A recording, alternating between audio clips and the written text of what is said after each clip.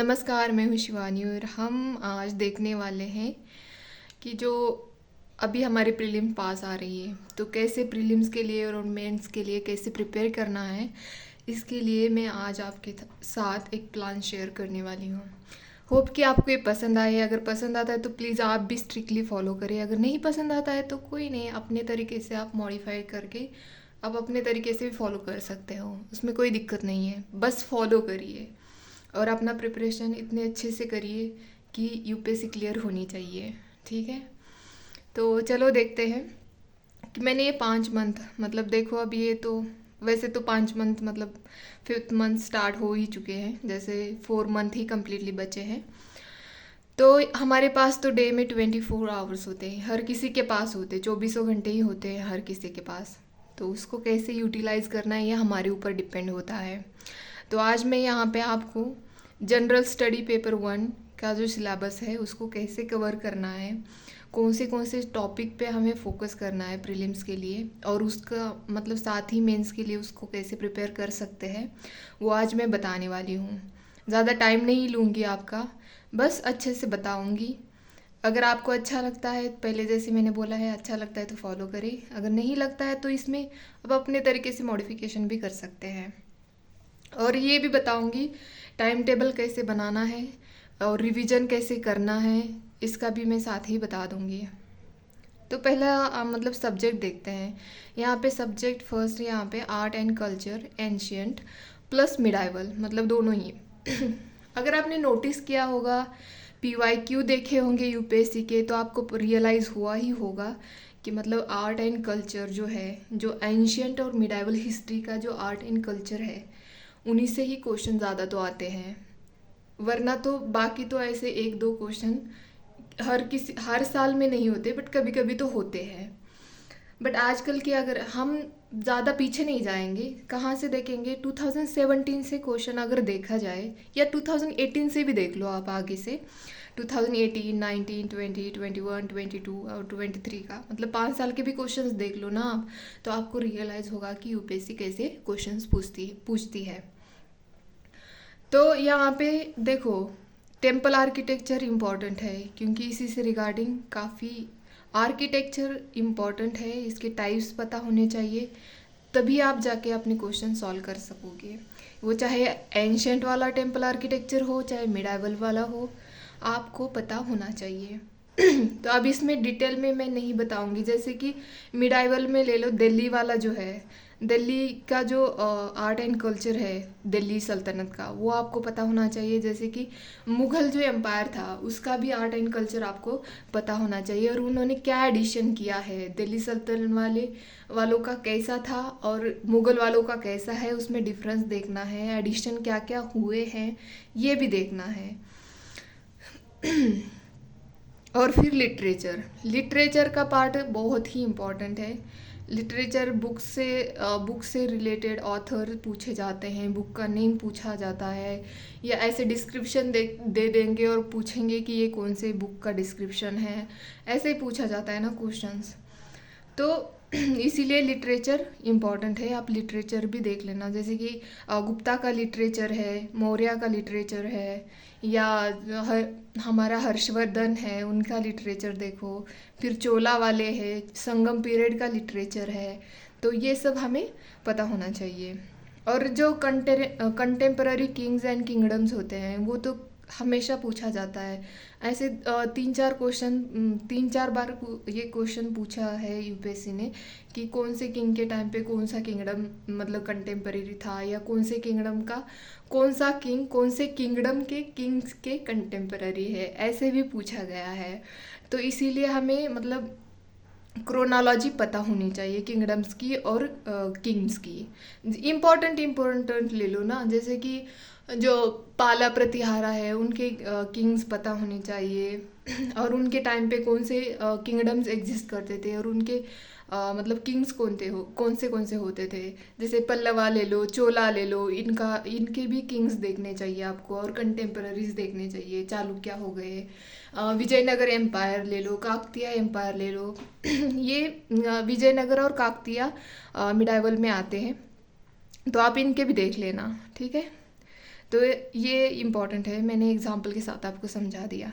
फिर जैनिज़्म और बुद्धिज़्म के जो टेक्स्ट बुक होते हैं या इनके जो महायाना हीनयाना ये जो है इनके जो और फॉर्म आगे जाके बने हैं उनके बारे में, इनके जो क्या बोलते हैं मॉन्क्स जो थे इनके रिलेटेड, जैसे कि क्या बोलते हैं उनका नाम, इस बार एक क्वेश्चन था वो नागसेना, नागसेना से कुछ रिलेटेड क्वेश्चन था जो मिलिंद पानु उसने लिखा था। तो ये ऐसे क्वेश्चंस पूछे जाते हैं। तो जो वो सॉरी अभी बताती हूँ मैं थक गई पता है आपको बीच बीच में इतना सारा याद आ जाता है ना माइंड में एक साथ ही। हाँ, जैसे इनके टेक्स्ट बुक है दीपवामसा, महावामसा, तो ये कौन सी लैंग्वेज में लिखी गई है, इनके ऑथर कौन है, इसमें क्या लिखा है, मतलब कंटेक्स्ट क्या है इस बुक का, ये आपको सारा पता होना चाहिए। वैसे भक्ति मूवमेंट का रोल बहुत इम्पोर्टेंट रहा है मिडाइवल इंडिया में। तो आप इसके बारे में और इससे रिलेटेड जो जो संत रहे हैं उनके बारे में भी आपको पता होना चाहिए। और फिर लास्ट में स्क्रिप्ट पता होनी चाहिए, इंस्क्रिप्शंस पता होने चाहिए। अगर आपने नोटिस किया होगा तो अशोका के जो एडिक्ट्स होते हैं या उनके इंस्क्रिप्शन है उनके बारे में रिपीटेड क्वेश्चन पूछे गए हैं। तो आपको ये भी देखना चाहिए, जैसे कि पोर्ट्स है, एंशंट पोर्ट्स ले लो, काफ़ी ज़्यादा तो एंशंट पोर्ट्स के ऊपर ही क्वेश्चंस 2-3 बार पूछ चुके हैं, मतलब इस बार भी क्वेश्चन था पोर्ट्स के ऊपर। तो आपको पोर्ट्स भी पता होने चाहिए। माप मतलब आप ऐसे कर सकते हो, मैप ड्राइंग कर लो, उसके ऊपर दिखा दो कि कहाँ पे कौन सा पोर्ट लोकेट करता है, ताकि आपका जो आप अगर देखोगे ना बार बार तो आपके माइंड में वो बैठ जाएगा। फिर है सेकंड मॉडर्न हिस्ट्री। मतलब मॉडर्न हिस्ट्री में सबसे ज़्यादा इम्पॉर्टेंट पीरियड्स होता है 1857 से लेके 1947 तक का जो पीरियड है वो बहुत ही ज़्यादा क्रूशियल है, इसको बिल्कुल स्किप नहीं करना चाहिए। ज़्यादा तो क्वेश्चन यूपीएससी मतलब ये जो एरिया है हमारा, स्वदेशी मूवमेंट जो हुई थी, स्वदेशी खिलाफत है, नॉन कोऑपरेशन मूवमेंट या civil disobedience movement, quit India movement, ये जो हुई थी यहाँ पे ज़्यादा क्वेश्चन पूछे जाते हैं। लास्ट ईयर मतलब इसी साल में 2023 में क्विट इंडिया मूवमेंट के ऊपर क्वेश्चन पूछा गया है। तो इनके ऊपर ज़्यादा क्वेश्चन मतलब पूछती है यूपीएससी आजकल। और फिर बाद में चार्टर्ड एक्ट, इसमें भी कितने टाइम्स मतलब रिपीटेशन हुआ है चार्टर्ड एक्ट के ऊपर, बहुत बार यूपीएससी ने क्वेश्चन पूछे हैं। गवर्नमेंट ऑफ इंडिया एक्ट, इसके ऊपर भी क्वेश्चन पूछे जा चुके हैं। आई थिंक 2021 या 22 वाले इसमें गवर्नमेंट ऑफ इंडिया एक्ट के ऊपर क्वेश्चन पूछा गया है, वो डायरकी का, तो आप देख लेना। तो ये इम्पॉर्टेंट है, मैंने बस यहाँ पे इम्पॉर्टेंट चीज़ें ही बताई है, आप सारी चीज़ें पढ़ सकते हो, बस मैंने समझाने के लिए टॉपिक उठाए हैं। अगर ये मैं आपको मतलब प्रीलिम्स के 2 महीने पहले बताती तो शायद आप फॉलो नहीं कर पाएंगे, और शायद ये भी होगा कि आपको कंफ्यूज हो जाएंगे आप। बहुत सारे कोचिंग क्लासेस वाले ये करते हैं ना कि प्रीलिम्स को अभी 3 मंथ बाकी है या 2 मंथ्स बाकी है। लिटरली मुझे तो इतना इरिटेट करता था कि अभी 2 मंथ बचे और अभी हमको बता रहे हैं कि क्या पढ़ना है क्या नहीं पढ़ना है। तो हम इतने कन्फ्यूज हो जाते हैं कि हमने जो पढ़ा है उसको रिवाइज करें या ये जो बता रहे हैं उसको पढ़े, तो ये बड़ा कंफ्यूज होता है। तो इसीलिए मैंने सोचा कि पहले ही बता देते हैं ताकि आसान हो आप लोगों को पढ़ने में। और ये जो मैं टॉपिक बता रही हूँ ये PYQ के ऊपर ही, मतलब PYQ के क्वेश्चन देख के ही मैंने टॉपिक चूज़ किए हैं ताकि आपको आसान हो पढ़ने में। मैं ये नहीं कह रही कि इसी से ही क्वेश्चन आएंगे, बट बहुत ज़्यादा पॉसिबिलिटी है कि इसी एरिया से क्वेश्चंस आने की। तो आपको ये सारे कोर एरियाज़ है, इनको अच्छे से पढ़ना है।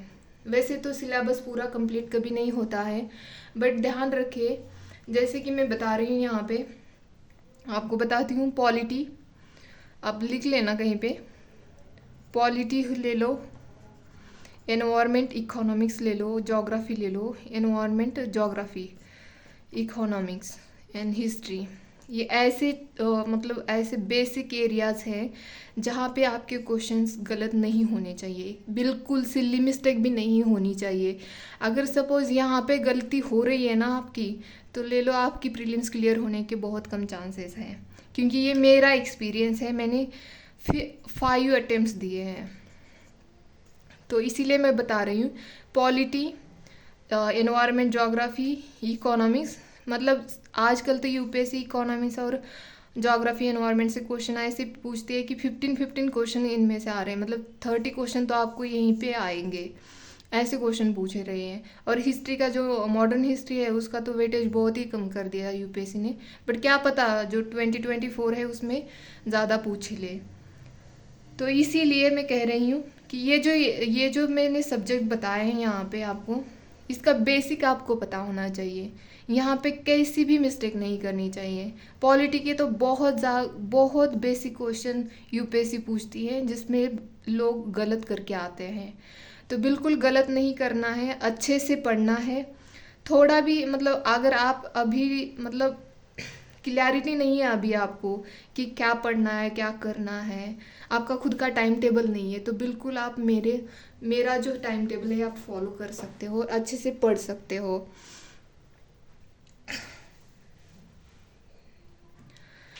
तो अभी मैंने यहाँ पे art and culture, ancient and medieval का बताया आपको। मॉडर्न हिस्ट्री का भी यहाँ पे मतलब एरियाज तो मैंने बता ही दिए हैं, बट बिल्कुल स्किप नहीं करना है। और जो लोग बोलते हैं ना कि मिडाइवल को स्किप कर दो, इसको स्किप कर दो, अगर आप पढ़ सकते हो तो स्किप क्यों करना है? क्या पता वहाँ से ही क्वेश्चन आ जाए। पता है, मुझे मेरे फ्रेंड्स कहते थे मुझे art and culture, ancient history बहुत ज़्यादा पसंद आती है, मतलब इतना कि मैंने इतना पढ़ा है कि मेरी दोस्त कहती थी मुझे कि तुमने तो पीएचडी कर दी इसमें। हालांकि उसका ये ऑप्शनल था, बट कुछ चीज़ें ऐसी थी कि उसको नहीं पता थी जो मुझे आते थे। और इसका मतलब मेरी दोस्त बोलती थी कि इसका कोई फ़ायदा नहीं, तुम कितना भी पढ़ लो क्वेश्चन तो आने दो तीन ही है।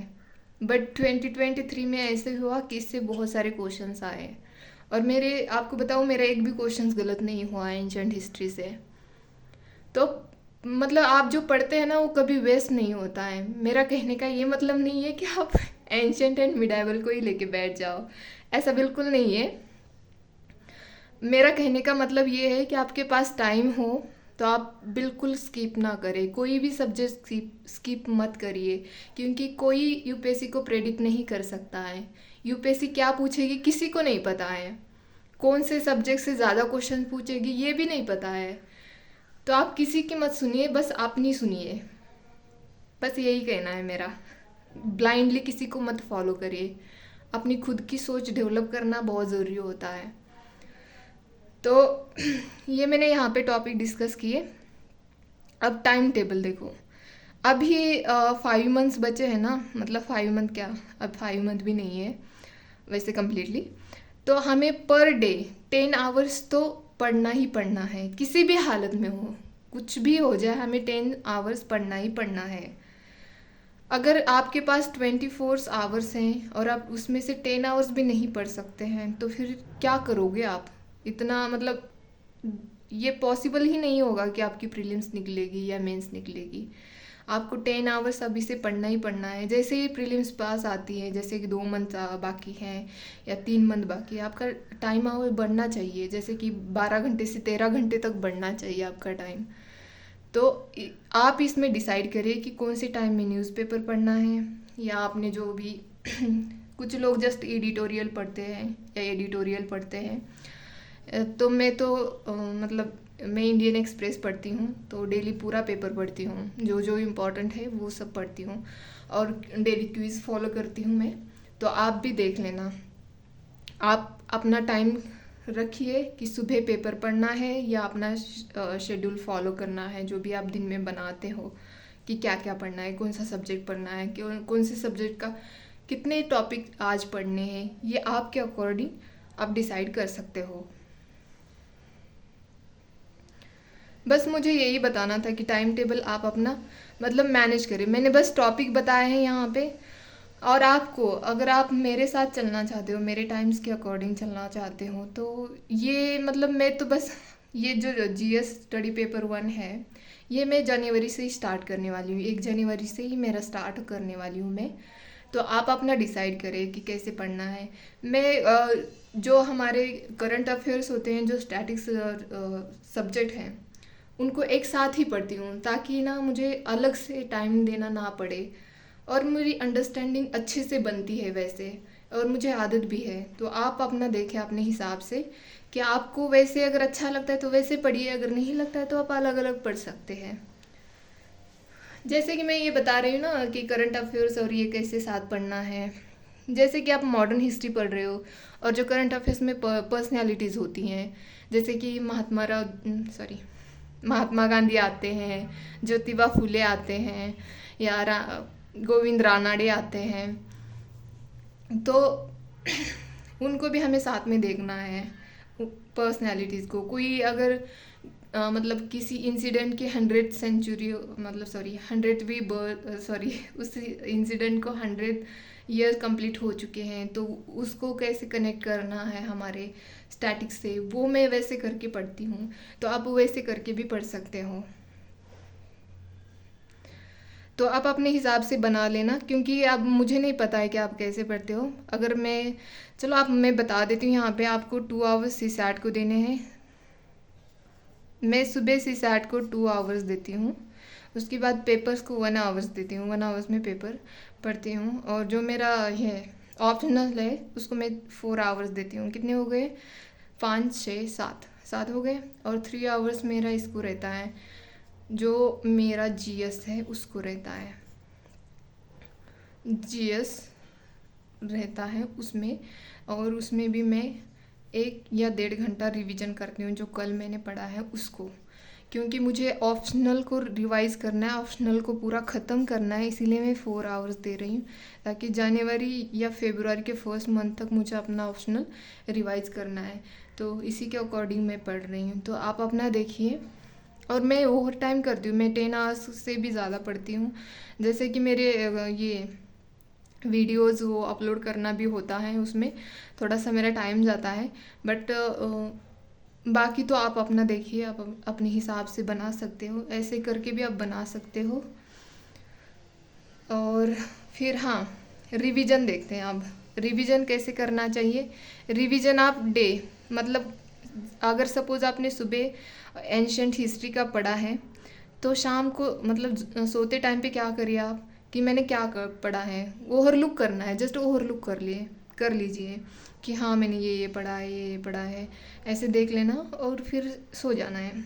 सुबह उठ के अगर उसको कंटिन्यू कर रहे हो आप, एनसीईआरटी ले लो ना, बुक है, और उसको कंटिन्यू कर रहे हो, तो पहले आप देखोगे कि लास्ट टॉपिक आपने क्या पढ़ा है, उसमें कौन सा इंपॉर्टेंट चीज़ें हैं जो कि आपको याद रखनी चाहिए, उसको देख लेना। तो ये होगा डे वाला रिवीजन। फिर उसमें इसको पूरी बुक आपकी वीक में तो पढ़ के हो ही जाएगी, तो फिर उसके बाद आप रिवाइज़ कर लो। यहाँ पे 2 बार हो गया, और फिर 2 वीक्स के बाद आप पढ़ सकते हो उसको, 3rd टाइम रिवाइज हो जाएगा आपका।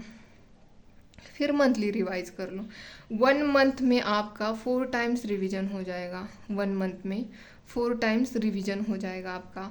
तो वैसे आपको कितना रिवीजन करना है, कितने टाइम? 10 टाइम्स मैंने बोला है, मतलब मिनिमम 10 टाइम्स आपको रिवीजन करना है 5 मंथ्स में। तो आप देख लीजिए कि हर मंथ में अगर आप 4 बार रिवाइज हो रहा है आपका, अगर आप सिंसियरली कर रहे हो तो 4 बार रिवाइज हो रहा है आपका सिंसियरली, तो देखो 5 मंथ में कितनी बार रिवाइज होगा। तो बताओ आप कैसे भूलोगे, और कैसे यूपीएससी की प्रीलिम्स क्लियर नहीं करोगे? कर लोगे ना। मैंने तो ये अपना शेड्यूल यहाँ पे अभी बताया है। आप बोलेंगे कि आपने जीएस को तो इतना कम टाइम देते हो, क्योंकि देखो अभी मेरे पास टाइम है, और ऐसा नहीं है कि मैंने सारी चीज़ें फर्स्ट टाइम पढ़ी है। मैंने जून से मतलब प्रीलिम्स के बाद भी मैंने अपनी चीज़ें सारी रिवाइज कर रखी है। तो बस मैं नए तरीके से नहीं पढ़ने वाली हूँ, तो मुझे बस रिवीजन करना है, तो मेरा जल्दी से हो जाता है। लेकिन जो न्यू लोग हैं उनको भी घबराने की ज़रूरत नहीं है। बस आप अपना थोड़ा सा जहाँ पे आप टाइम स्पेंड करते हो ना, इंस्टा देखने में या फेसबुक देखने में हो, व्हाट्सएप पे हो, टेलीग्राम पे हो, या टीवी सीरीज़ ले लो या मूवी ले लो, वहाँ का अपना टाइम रिड्यूस करें और अपना टाइम ज़्यादा से ज़्यादा ऐसे एरिया पे दे दीजिए जहाँ पे आपने बिल्कुल पढ़ाई नहीं है। अभी पढ़ने का टाइम है, बाद में आप लास्ट के 2 मंथ्स बचे हैं और बोलोगे कि मैंने तो इकोनॉमिक्स को बिल्कुल टच भी नहीं किया है, तो उसका क्या मतलब निकलेगा? कुछ भी नहीं। इसका मतलब है सरासर आप जाके फेल ही हो गए होंगे, क्योंकि 10 से 15 क्वेश्चन आपके इकोनॉमी से ही आते हैं और आप उसी को छोड़ के जा रहे हो, तो बताओ आपकी प्रीलिम्स कैसे निकलेगी? नहीं निकल पाएगी ना। तो इसीलिए मैंने ये टाइम टेबल और रिवीजन का यहाँ पे बोला है कि एटलीस्ट इस 5 मंथ में आपके हर सब्जेक्ट को 10 टाइम्स तो रिवीजन मिलना ही मिलना चाहिए। अगर ये नहीं होता है ना, तो समझिए कि क्लियर करने की पॉसिबिलिटी कम है। मैं ये नहीं कह रही कि आप क्लियर नहीं कर पाएंगे, बट पॉसिबिलिटी कम है। जैसे कि मेरे जैसा कोई नॉर्मल स्टूडेंट होगा ना, उसके लिए तो कम ही पॉसिबिलिटीज़ है। ये मेरा खुद का एक्सपीरियंस है, क्योंकि मैंने कभी कभी ऐसे होता है ना, हम जब नए होते हैं हमको नहीं पता होता है कि कैसे प्रिपेयर करना है कैसे नहीं करना है। और जो जहाँ पे हम कोचिंग ज्वाइन करते हैं या टेस्ट लेते हैं, तो वो तो हमारे हाथ को पकड़ के नहीं बताते ना कि कैसे करना है, वो तो नॉर्मली ओवरऑल बताएंगे सबको। तो आइडिया नहीं आती है एक दिन में। तो मैं ये नहीं कहूँगी कि आप जो आपने स्ट्रिक्टली फॉलो शेड्यूल बनाया उसी को स्ट्रिक्टली फॉलो करें। कभी कभी हो जाता है इधर उधर, तो उसका इतना माइंड नहीं करना है बिल्कुल। आप ना, मतलब मेरा तो टारगेट पूरा नहीं हो रहा है तो मैं पूरा डिमोरलाइज हो गया, अब तो मैं पढ़ूंगा ही नहीं, ऐसे बिल्कुल नहीं करना है। ठीक है, चलो नेक्स्ट देखते हैं।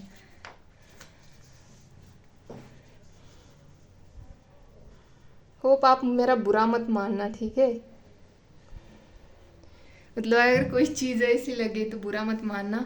आप बेझिझक मुझे कमेंट बॉक्स में पूछ सकते हैं कि अभी यूपीएससी के लिए, मतलब प्रीलिम्स के लिए हो, मेंस के लिए हो, कोई भी, मतलब बुक्स के रिगार्डिंग ले लो या नोट्स के रिगार्डिंग ले लो।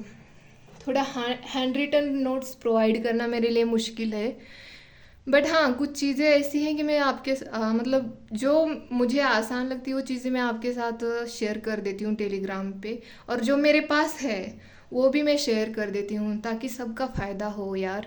ऐसे नहीं है कि, मतलब देखो यूपीएससी यही तो सिखाती है ना हमें, सेल्फलेस। तो सबकी प्रॉब्लम जो होती है वो क्लियर हो, इसीलिए हमें एक दूसरे का हाथ पकड़ के आगे बढ़ना चाहिए। तो चलो देखते हैं, थर्ड है। अब देखो मेरा जो जनवरी का टाइम है ना, 1 जनवरी से लेके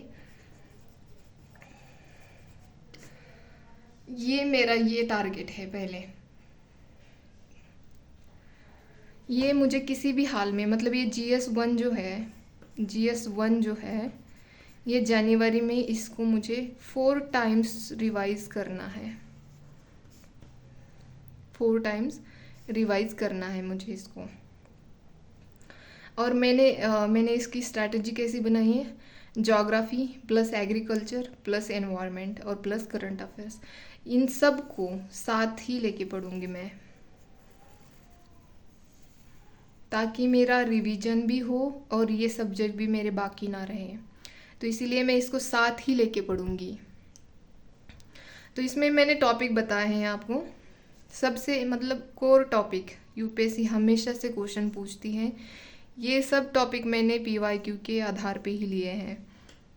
तो देखिए, cyclones, hurricanes, earthquakes, climate change, natural resources, location of industries of India, rivers, lakes, sea, places, peak, mountains, hills, reservoirs, glacier, crops जैसे कि राइस, कॉटन, शुगर केन आते हैं ना, मिलेट, ये हमने इसी 2023 को मिलेट ईयर बोल के सेलिब्रेट किया है ना। Organisation bodies like Ramsar site है, IUCN है, UNFCCC, ये बहुत इंपॉर्टेंट है। इसके जो अभी COP28 हुआ है ना, वो भी इम्पॉर्टेंट है, आप देख लेना। टाइप ऑफ फॉरेस्ट जैसे कि ट्रॉपिकल फॉरेस्ट, टेम्परेट फॉरेस्ट, ये सब पता होना चाहिए, क्वेश्चंस आते हैं। पोल्यूशन ले लो, पोल्यूशन तो बहुत ही ज़्यादा इम्पॉर्टेंट है। बायोडाइवर्सिटी, जो बेसिक बायोडाइवर्सिटी है वो पता होना चाहिए आपको। इकोलॉजी पता होनी चाहिए। और इंडियाज़ नेशनल बायोफ्यूल पॉलिसी, ये भी न्यूज़ में है, तो ये भी पता होना चाहिए हमको। और बाकी करंट अफेयर्स तो पता ही होने चाहिए। तो ये सब टॉपिक्स है, ज्योग्राफी, एग्रीकल्चर, एनवायरनमेंट्स, ये सब सिलेबस हमें साथ लेके पढ़ना चाहिए। इनको एक दूसरे से रिलेट करके अच्छे से पढ़ना है। वैसे हम यहाँ पे इंटरनेशनल रिलेशन भी ऐड कर सकते हैं, जैसे कि कोई कंट्री न्यूज़ में है या कोई एरिया न्यूज़ में है, तो उसको भी हम रिलेट कर सकते हैं और उसकी मैपिंग कर सकते हैं। और इससे अच्छे से हमें याद रहेगा, इसीलिए मैं ऐसे मतलब इंटरलिंक करके पढ़ती हूँ। तो आप अपने तरीके से पढ़ सकते हो। तो इसको भी आप 4 टाइम्स रिवाइज कर सकते हो पर मंथ में। तो आप अपना टाइम टेबल बना लेना। मैं जनवरी से, अगर इसको मैंने स्टार्ट किया है ना 1 जनवरी से, तो 15 जनवरी से 22 जनवरी मतलब 20 जान तक मैं इसको पूरा कंप्लीट करने की कोशिश करूँगी। तो आप अपने हिसाब से देख लेना। मैं दूसरे भी मतलब GS2 GS3 का भी लेके आऊँगी, क्योंकि GS4 तो अभी हम करने वाले नहीं हैं, क्योंकि हमने GS4 को बहुत अच्छे से किया है पहले ही। तो अभी हमारे पास GS1, GS2 एंड GS3। तो GS3 का तो मैंने यहाँ पे एनवायरनमेंट और एग्रीकल्चर का तो ले ही लिया है। वैसे ज्योग्राफी में भी एग्रीकल्चर का पार्ट है। तो हमें करंट अफेयर से रिलेट करके पढ़ना है चीज़ें। तो होप कि आपको ये पसंद आए। अगर पसंद आता है तो प्लीज़ फॉलो करें, अगर नहीं भी आता है तो अपना खुद का तो फॉलो ज़रूर करें, ठीक है। धन्यवाद।